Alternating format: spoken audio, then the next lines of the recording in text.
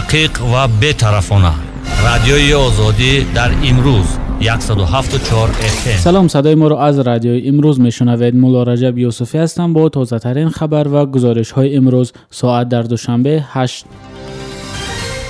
رئیس کمیته زبان و اصطلاحات تاجیکستان گفت که فرهنگ نام‌های ملی تهیه شده و آن تا ماه سپتامبر از نشر خواهد برآمد. گوهر شرفزاده رئیس این کمیته روز 31 ایول ضمن نشست خبری گفت در این فرهنگ معنای نام‌های ملی شرح داده شده است. قبلا این کمیته رویخط 4000 نام ملی را نشر و برای نوزادان پیشنهاد کرده بود. خانم شرفزاده گفت حالا در نزد کمیته زبان و اصطلاحات گروهی کاری تأسیس یافته است که نام‌های پیشنهاد کرده خود شهروندان را بررسی می‌کنند. با گفته وی در این دوره از جمله نام‌های چون اسماء، ابلاغ و احسنه رد کرده شدند.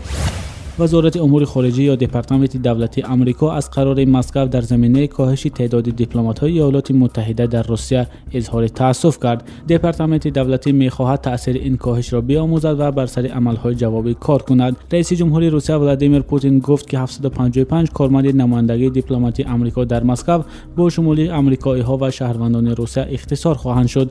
او روز 30 ایول در صحبت با برنامه دیمیتری سالاویوف که از شبکه اول تلویزیونی روسیه پخش شد گفت: ما البته حرف برای گفتن داریم. ما می توانیم آن ساحه‌های فعالیت مشترک را محدود کنیم که برای جانب امریکا احساس شونده خواهد بود، ولی به فکر من باید این کار را نکنیم. این می تواند ضرر رساند هم بر رشد روابط بین المللی، هم بر روابط روسیه و آمریکا و تا جای به خود ما. مقامات روسیه کاهش کارمندان نمایندگی دیپلماتی آمریکا را روز 28 ایول اعلان کردند. این قرار پاسخ به طرح قانون درباره تحریم‌های نو علیه روسیه است که اخیراً کنگره آمریکا قبول کرد. مقامات امنیتی افغانستان گفتند که روز 31 ایول در نزدیکی سفارت عراق در کابل ترکشی سخت رخ داد. با گفته مقام‌های افغان این حمله انتحاری بوده است. شاهدان عینی گفتند بعد ترکش صدای تیراندازی‌های پراکنده از محل حادثه شنیده شد. مسئولیت حمله را گروه تندروی دولت اسلامی به عهده گرفته است. مقامات وزارت امور داخلی افغانستان گفتند یکی از حمله‌وران در ترکش انتحاری و 3 حمله‌ور دیگر در درگیری با نیروهای پلیس کشته شدند.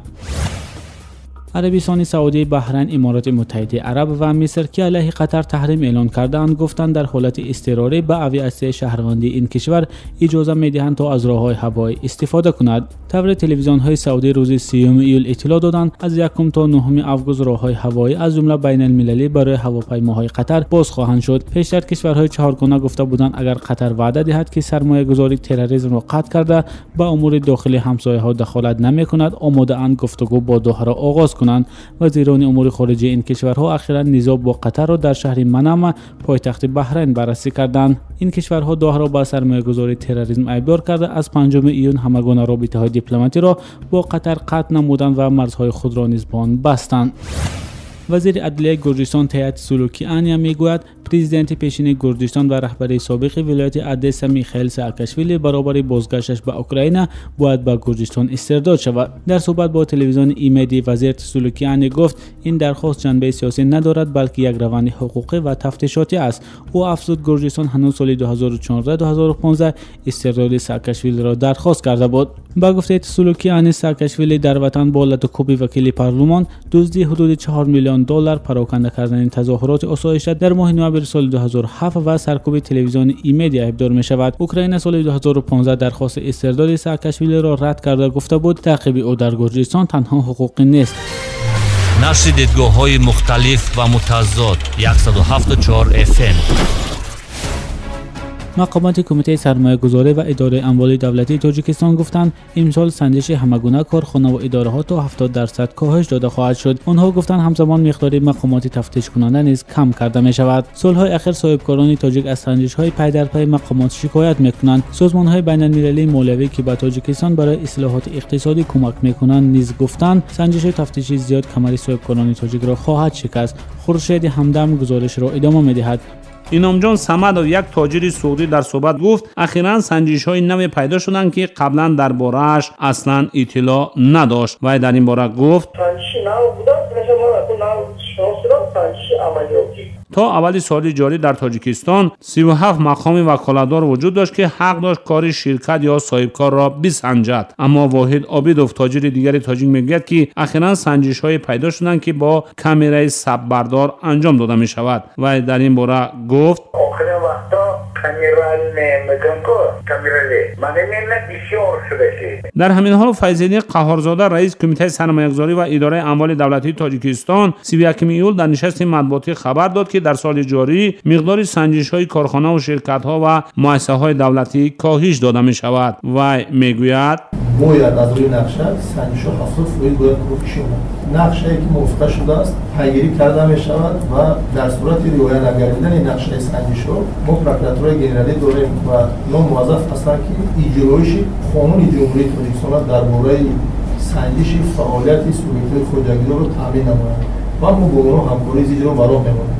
جناب قهارزاده توضیح داد که شورای هماهنگساز مقامات تفتیشاتی نقشه برگزاری سنجش‌های نیازهای تفتیش کننده را تهیه و تصدیق کرده است و رعایت آن حتمی میباشد. یعنی یک ساختار دیگر نمیتواند پی هم یک نهاد را گشته و برگشته تفتیش کند. ضمناً در میان 31 ساختار تفتیش کننده در تاجیکستان هم دادستانی هست و هم پلیس، هم انداز و هم اگنتی ضد فساد، هم بهداشتی و هم آتش نشانی و به خطری کارها در ساختمان و امنیت غذایی و غیره. اندازبندی زیاد و تفتیش‌های پی در هم سبب شدند که نصرت الله دولت‌زاده رئیس کمیته انداز تاجیکستان در یک نشست خبری در ماه ینور امسال گفت که سال گذشته 22000 صاحبکار مفلس شده و فعالیت خود را قطع کردند. اسفندیار یزدانزاده سردار ریاست پیشبرد نظام اجازه‌دهی کمیته سرمایه‌گذاری و اداره اموال دولتی تاجیکستان 31 ایول در صحبت گفت که طبق قانونگذاری انجام 4 نماد سنجش‌ها پیش بینی شده است. اینها سنجش نقشوی، غیر نقشوی، علاوگی و تکراری میباشند.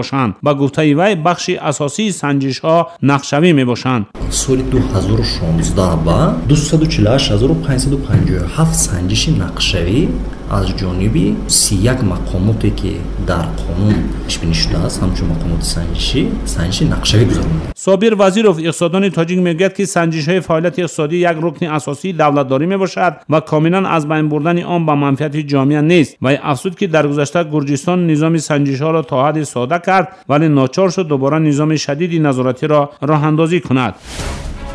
خورشید همدم بود که درباره کاهش سنجش‌های صاحبکاران گزارش میداد.